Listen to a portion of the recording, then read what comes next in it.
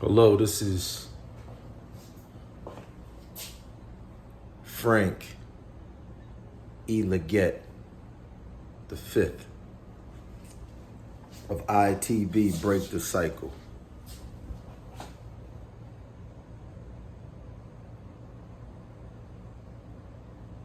I also go by the name of Dr. J Life.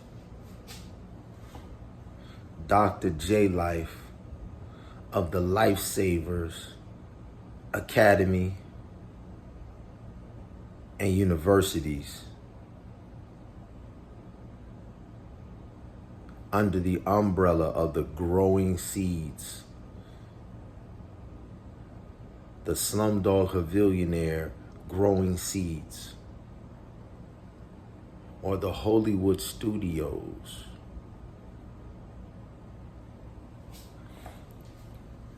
The Hollywood Studios and the Growing Seeds, or the Slumdog Havillionaire Growing Seeds, is the documentary arm, the storytelling arm of I.T.B. Break the Cycle.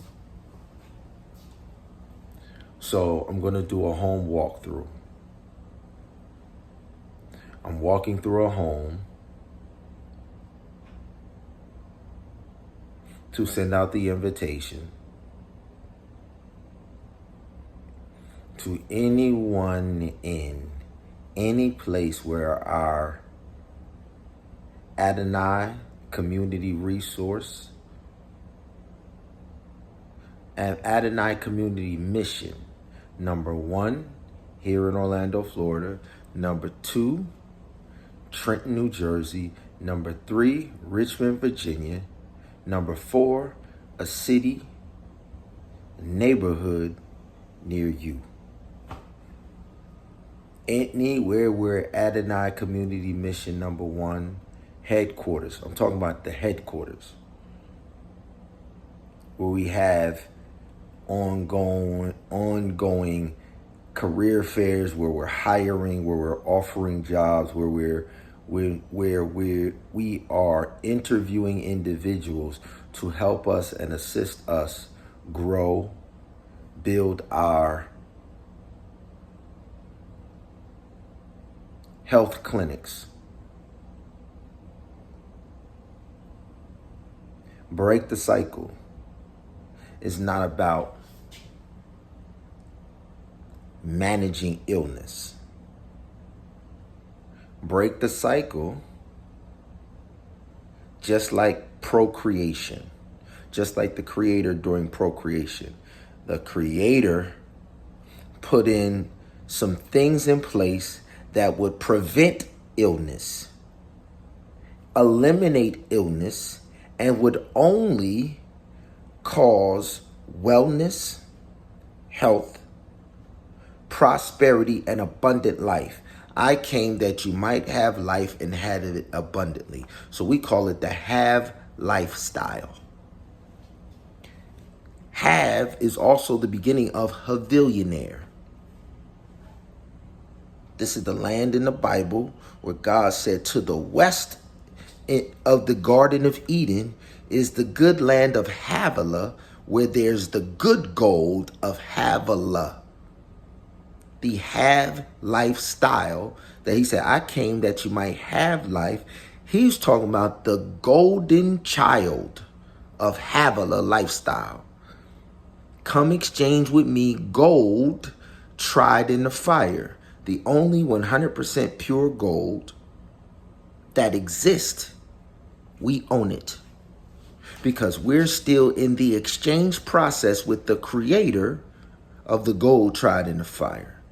So when we say break the cycle, we're saying break the cycle of being bound in chains and break the cycle of poverty, because the creator said, come exchange with me gold tried in the fire. So if you can exchange gold with the creator, then you have abundant life.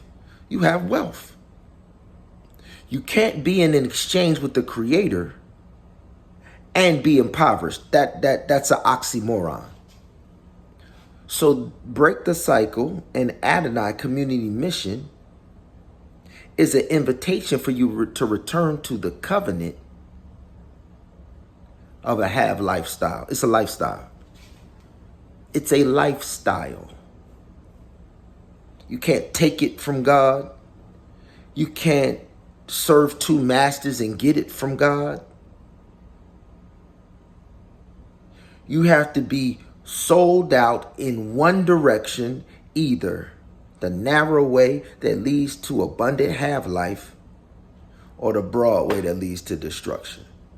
You can't be tossed to and fro. Okay? So I'm going to walk through here and I'm going to let you know we are taking residence.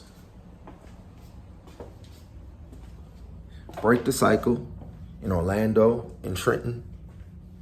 Not just in Orlando, all throughout Florida. All throughout Florida, all throughout New Jersey, Chicago, Illinois too, as well.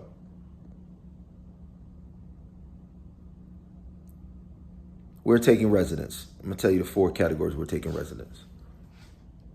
This is a lifesaver program that I inherited. My grandfather and grandmother. My grandfather and grandmother invested in my father to go into the ministry because my family wanted to be in the business of saving lives. My grandfather and grandmother said, I must be about my father's business of saving lives. The story of the Good Samaritan is a husband and a wife who have a health clinic, the Adonai Community Mission #1. The Good Samaritan in the Bible is Mom Harris and her husband, Orville Harris, in Trenton, New Jersey.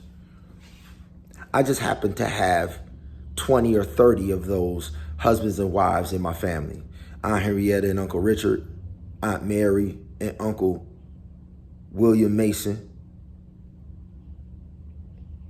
Auntie Lorraine and Uncle Kenny Watkins. I just happen to have countless Aunt Sheila, Hullum, and Uncle Ray. I just happen to have countless and countless and countless and countless. My grandmother, Aura Lillian Leggett. So this is an inheritance of individuals who've been about our Father's business. So break the cycle is not new. And then my mother took it to a whole nother level and she commanded me, anybody that is in our family group, anybody that my family group is rescuing, my mom said, you better not lose none of them. So when they talk about no child left behind, but they leave all the children behind, my mom said, you better not lose not one of them. Not one ministry that my aunties and my grandparents invested in, because their life would be in vain if we don't follow up on the harvest and the investments that they made, and we just let their service die with them. Their life has been in vain.